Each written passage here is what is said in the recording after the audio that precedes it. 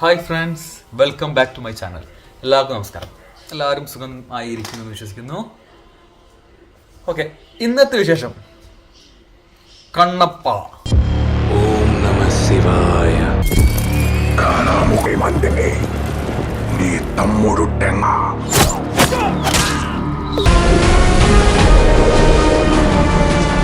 എന്താണ് കണ്ണപ്പ എന്ന് പറഞ്ഞ മൂവിക്ക് നമ്മൾ ഒരു ഹൈപ്പും കൊടുക്കാത്തത്, അല്ലെങ്കിൽ എന്താണ് കണ്ണപ്പ എന്ന മൂവിയായിട്ട് നമുക്കുള്ള ബന്ധം എന്ന് ചോദിച്ചാൽ, നമ്മൾക്കുള്ള ബന്ധം മോഹൻലാൽ തന്നെയാണ്, ലാലേട്ടൻ തന്നെയാണ് നമുക്ക് ആ സിനിമയായിട്ടുള്ള ബന്ധം. എന്നാൽ തെലുങ്ക് സിനിമ ഇൻഡസ്ട്രി നമുക്കറിയാം, ബാഹുബലി മുതൽ ഇങ്ങോട്ട് നമ്മൾ മലയാളികൾ ഭയങ്കരമായിട്ട് ഒന്ന് ഉറ്റുനോക്കുന്ന ഒരു ഇൻഡസ്ട്രിയാണ് തെലുങ്ക്. ഞാൻ ഈ വീഡിയോ ചെയ്യാനുള്ള കാരണം എന്താന്ന് വെച്ചാൽ, ആ സിനിമയെ കുറിച്ച് നമ്മൾ അതിനൊരു വേണ്ടത്തെ ഇപ്പൊ ഋഷഭ ലാലേട്ടനെ വെച്ചിട്ട് തെലുങ്കിൽ സംഭവിക്കുന്ന ഒരു മൂവിയാണ്. നമ്മൾ അതിന് ഭയങ്കര ഹൈപ്പും അതിനെ ഭയങ്കരമായിട്ട് എക്സ്പെക്ട് ചെയ്യുന്ന ഒരു മൂവിയാണ്. എന്നാൽ ഈ കണ്ണപ്പ എന്ന് പറഞ്ഞ മൂവി നമ്മൾ അധികം അതിനാരും പറ്റി സംസാരിക്കുന്നൊന്നും ഞാൻ കേട്ടിട്ടില്ല. സോ അതുകൊണ്ട് തന്നെയാണ് ഞാൻ ഈ വീഡിയോ ചെയ്യാൻ വിചാരിച്ചതും. കാരണം കണ്ണപ്പ ഒരു 200 crore, അതായത് 100 to 200 crore ബിഗ് ബഡ്ജറ്റിൽ വരുന്ന ഒരു മൂവിയാണ്. അതിലേറ്റവും അതിശയിപ്പിക്കുന്നത് എന്താ വെച്ചാൽ, നമുക്ക് ഏറ്റവും സന്തോഷം നമ്മൾ ലാലേട്ടൻ അതിലൊരു പാട്ടാന്നുള്ളതാണ്. അപ്പം എന്നാൽ അതിൽ വേറെ കാര്യങ്ങൾ, അതിന് ട്രെയിലർ നിങ്ങൾക്ക് എത്ര പേര് കണ്ടിട്ടില്ല, ട്രെയിലർ കണ്ടാൽ നിങ്ങൾക്ക് മനസ്സിലാവും.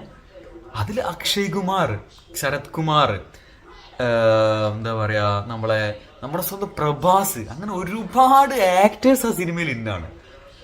ഇനി അതിന്റെ ഒരു സ്റ്റോറിയിലേക്ക് വരികയാണെങ്കിൽ, കണ്ണപ്പ ഒരു നടന്ന സ്റ്റോറി ആയിട്ടാണ് നമ്മൾ അതിനെ ഒരു നടന്നൊരു മിത്തായിട്ടൊക്കെയാണ് പറയുന്ന ആൾക്കാർ. ഒരു വലിയ ശിവഭക്തനും അതിന്റെ കൂടെ തന്നെ വലിയൊരു വാരിയറുമായ കണ്ണപ്പ എന്ന് പറഞ്ഞ ആള്, അദ്ദേഹത്തിന്റെ സ്റ്റോറിയാണ്. വെറും ഫൈറ്റ് ഇത് മാത്രമല്ല, കുറെ ഇമോഷണൽ എലമെന്റ്സും കൂടി ഈ സ്റ്റോറിയിലുണ്ട്. കാരണം നമ്മളൊരു മിത്ത് പറയുന്ന ഒരു സ്റ്റോറി കൂടിയാണത്. സോ ഇങ്ങനൊരു സിനിമയിലേക്ക് നമ്മുടെ ഇഷ്ടപ്പെട്ട എല്ലാ ആക്ടേഴ്സും, പ്രഭാസ്, അക്ഷയ് കുമാറൊക്കെ ശിവനായിട്ടാണ് വരുന്നത്. സോ നിങ്ങൾ ട്രെയിലർ കണ്ടിട്ട് അതിൽ മനസ്സിലാവും. എന്നാൽ നമുക്ക് ഏറ്റവും ഇൻട്രസ്റ്റ് നമ്മൾ ഇതിനെ കൂടി സംസാരിക്കാൻ കാരണം ലാലേട്ടൻ എന്ന് പറഞ്ഞ ഒരു ആക്ടറാണ്.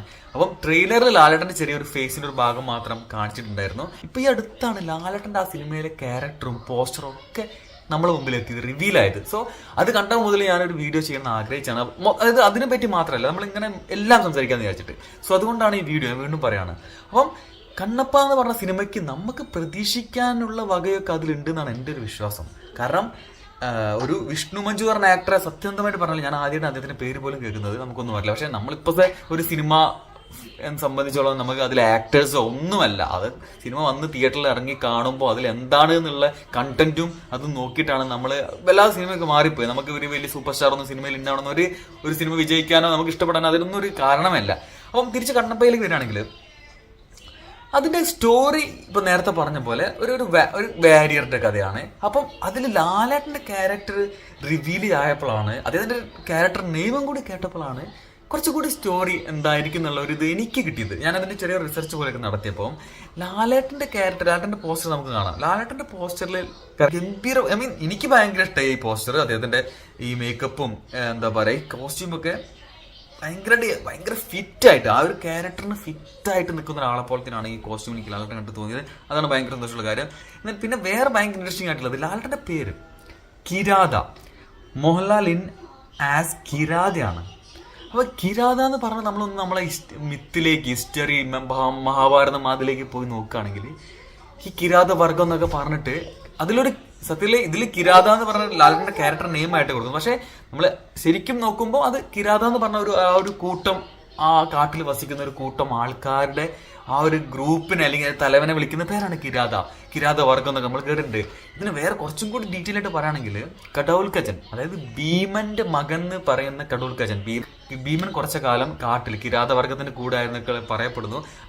അവിടെ വെച്ച് ഭീമൻ ഉണ്ടായ കടൗൽക്കച്ചൻ, അതായത് ആരെയും വിജയിക്കുന്ന, ആരെയും തോൽപ്പിക്കാൻ പറ്റാത്ത, എന്നാൽ നമ്മൾ മഹാഭാരതത്തിൽ കേട്ടതാണ്, അതിൽ ചതിച്ച് തോൽപ്പിക്കുന്ന കാര്യങ്ങൾ. അത് വേറെ, നമ്മൾ അതിലേക്ക് പോകേണ്ട ആവശ്യമില്ല. എന്നാൽ പോലും ആ ഒരു കിരാതവർഗത്തിന്റെ തലവനായിട്ടാണ് ലാലേട്ടൻ ഈ സിനിമയിൽ വരുന്നത് പറഞ്ഞപ്പോൾ, അപ്പോൾ എനിക്ക് കേമിയോ അപ്പിയറൻസ് എനിക്ക് തോന്നുന്നില്ല. കാരണം ഈ നമ്മൾ മിത്ത് നോക്കുമ്പോൾ ആ സ്റ്റോറിയിൽ ഈ കണ്ണപ്പ എന്ന് പറഞ്ഞ ക്യാരക്ടർ ഈ ഒരു ഫോറസ്റ്റിലേക്ക് വന്നിട്ടും അവരുടെ ആ കിരാതവർഗമായിട്ടുള്ള കുറെ കഥകളും കാര്യങ്ങളൊക്കെ ഉണ്ട്. ഈ സിനിമയിൽ എത്രത്തോളം ഉണ്ടെന്ന് നമുക്കറിയില്ല. എന്നാൽ നമുക്കറിയാം, ലാലേട്ടൻ അന്യഭാഷ സിനിമകളിൽ പോയി അഭിനയിക്കുന്നത് നമ്മളിപ്പം ഇതാദ്യമായിട്ടൊന്നുമല്ല. തെലുങ്കിൽ തന്നെ ലാലേട്ടൻ ചെയ്ത 2 മൂവീസും ഗംഭീരമായിട്ട് അവിടെ പ്രേക്ഷക പിന്തുണയും പ്രശംസയും പിടിച്ചു പറ്റിയ സിനിമയാണ്. ജനതാ ഗാരേജൊക്കെ വേറെ ലെവലിൽ പോയ സിനിമയാണ്, നമുക്കറിയാം. അതുപോലെ തന്നെ ഇപ്പൊ തമിഴ് പോയിട്ടാണെങ്കിൽ ജില്ല എന്ന് പറഞ്ഞ സിനിമ, അപ്പൊ എനിക്ക് തോന്നുന്നു ചുമ്മാ ലാലേട്ടൻ പോയിട്ട് ഒരു സിനിമ ചെയ്തിട്ട് എനിക്ക് തോന്നിയിട്ടില്ല ഇതുവരെയും. അപ്പം ലാലേട്ടൻ ഇപ്പൊ ഋഷഭ മെയിൻ ലീഡായിട്ട് ലാലേട്ടൻ വരുന്നത്. സോ ഇതിലും നമുക്ക് ചിന്തിക്കാം. കാരണം അക്ഷയ് കുമാർ, ശരത് കുമാർ, ലാലേട്ടൻ, പ്രഭാസ് അങ്ങനെയൊക്കെ പറയുമ്പോൾ ഇപ്പൊ ട്രെൻഡാണിത്. അതിനൊരു മാർക്കറ്റും കൂടി ഉണ്ട്. കാരണം ഈ ഒരു സിനിമ കേരളത്തിൽ മാർക്കറ്റ് ആണെങ്കിൽ അതിൽ ലാലേട്ടൻ എന്നുള്ള ഫാക്ടർ ഇമ്പോർട്ടൻ്റ് ആണ്, അതൊക്കെ നമുക്കറിയാം. എന്നാൽ അതിന്റെ കൂടെ ലാലേട്ടൻ ഒരു ഇമ്പോർട്ടൻസ് ക്യാരക്ടറും കൂടി വരികയാണെങ്കിൽ അത് വളരെ ഗംഭീരമായിരിക്കും. കാരണം നമ്മളെപ്പോഴും ചിന്തിക്കുക ഓഡിയൻസ് ഇത് ചുമ്മാ ഒരു മാർക്കറ്റിന്റെ ഭാഗമായിട്ട് കൊണ്ടിട്ട്, അതുകൊണ്ടാണ് നമ്മൾ ഇത്തരം സിനിമകൾക്ക് നമ്മൾ വലിയ ഇമ്പോർട്ടൻസ് കൊടുക്കാത്തത്. പക്ഷെ എനിക്ക് ഈ ക്യാരക്ടർ പോസ്റ്റർ കണ്ടപ്പോൾ, എനിക്ക് ആ ഒരു പേര് വായിച്ചപ്പോൾ, കിരാത എന്നുള്ള പേര് വായിച്ചപ്പോൾ ഇതിന്റെ കൂടെ പശുപതാത്രത്തിൽ പ്രാവീണ്യൻ, വിജയികൾക്കും വിജയൻ, വനത്തിലെ കിരാത പ്രതിഭ എന്ന ടാഗ് ലൈൻ കൂടി ഉണ്ട് ആ പോസ്റ്ററിൽ. സോ ഇതൊരു ചുമ്മാ വന്നു പോകുന്ന ക്യാരക്ടർ അല്ലാന്നാണ് എനിക്ക് കാണുമ്പോൾ തോന്നുന്നത്. കാരണം ഒരു ഇമ്പോർട്ടൻ്റ് ആയിട്ടുള്ള റോള് തന്നെയാണ് ലാലേട്ടൻ ഈ സിനിമയിലുള്ളത്. എന്നിട്ടും എന്തുകൊണ്ട് നമ്മളിത് അതിനെപ്പറ്റി സംസാരിക്കുന്നില്ല എന്ന് എനിക്കറിയില്ല. കാരണം നെക്സ്റ്റ് ഇയർ ഏപ്രിലാണ് ഇതിൻ്റെ റിലീസ് എന്ന് തോന്നുന്നു. സോ ഇത് നമുക്ക് മുമ്പിലേക്ക് ഉടൻ തന്നെ വരാൻ പോകുന്ന ഒരു പാൻ ഇന്ത്യൻ മൂവിയാണ്. നിങ്ങളൊന്ന് പോയി ട്രെയിലർ വിസിറ്റ് ചെയ്യാൻ കണ്ടിട്ടില്ലെങ്കിൽ, ഇതൊരു പാൻ ഇന്ത്യൻ ലെവലിൽ വരുന്ന പ്രഭാസ്, അക്ഷയ് കുമാർ എല്ലാവരും കൂടി അഭിനയിക്കുന്ന ഒരു ഗംഭീര മൂവി ആകുമെന്ന് നമുക്ക് പ്രതീക്ഷിക്കാം. ലാലേട്ടൻ ഈ സിനിമയിൽ എത്രത്തോളം പ്രാധാന്യമുള്ള ക്യാരക്ടറാണെന്നൊക്കെ വ്യക്തമായിട്ടാണെങ്കിൽ നമുക്ക് ആ സിനിമ ഇറങ്ങിയതിന് ശേഷം പറയാൻ പറ്റുള്ളൂ. എന്നാൽ പോലും ഈ ക്യാരക്ടർ പോസ്റ്റർ വെച്ചുകൊണ്ട് ഒരു ചുമ്മാ വന്നു പോകുന്ന ക്യാരക്ടറല്ല. മാത്രമല്ല ലാലേട്ടൻ ഇങ്ങനെയൊക്കെ നിങ്ങൾ ആലോചിച്ച് നോക്കും, നമുക്ക് മലയാള സിനിമയിലൊക്കെ ഇങ്ങനെ ലാലേട്ടൻ കാണി നമ്മൾ എത്ര കാലം വെയിറ്റ് ചെയ്യേണ്ടി വരും. നമുക്കത് മാത്രം ചിന്തിച്ചാൽ മതി. ഒരു മലയാള സിനിമയിൽ നമ്മൾ ലാലേട്ടനെ ഈ ഒരു ക്യാരക്ടറിലോ ഈ ഒരു കോസ്റ്റ്യൂമിലോ കാണാൻ നമ്മൾ ചിലപ്പം കുറേ കാലം വെയിറ്റ് ചെയ്യേണ്ടി വരും. സോ അതുകൊണ്ട് അതൊരു സന്തോഷമാണ്. ലാലേട്ടൻ ബാക്കിയുള്ള ലാംഗ്വേജിൽ പോയിട്ട് ഇത്തരം ക്യാരക്ടറൊക്കെ ചെയ്യുമ്പോൾ അത് ഭയങ്കര സന്തോഷമുള്ള തരുന്ന കാര്യമാണ്. സോ അതുകൊണ്ടൊക്കെ തന്നെ ഈ സിനിമ ഞാൻ പറയുന്നത് നമ്മൾ ലാലേട്ടൻ ഫാൻസ് നമ്മൾ മനസ്സിൽ വെക്കേണ്ട ഒരു സിനിമയായിട്ട് എനിക്ക് തോന്നുന്നു. നമുക്ക് ബാക്കി സിനിമ വന്നു കഴിഞ്ഞതിന് ശേഷം അതിനെക്കുറിച്ച് നോക്കാം, എന്താണ്, എത്രത്തോളം ഉണ്ട് ആ സിനിമ കംപ്ലീറ്റ്ലി ഇൻ ടോട്ടൽ എത്രത്തോളം ഉണ്ട്, ലാലേട്ടൻ അതിൽ എങ്ങനെയുണ്ട്, എത്ര ഗംഭീരമായ ക്യാരക്ടറിലാണെന്നൊക്കെ നമുക്ക് വന്നു കണ്ടി അതിനെപ്പറ്റി സംസാരിക്കാം. സോ ഇന്നത്തെ വീഡിയോ അവസാനിക്കുകയാണ്. അടുത്ത വീഡിയോ കാണാം. ബൈ.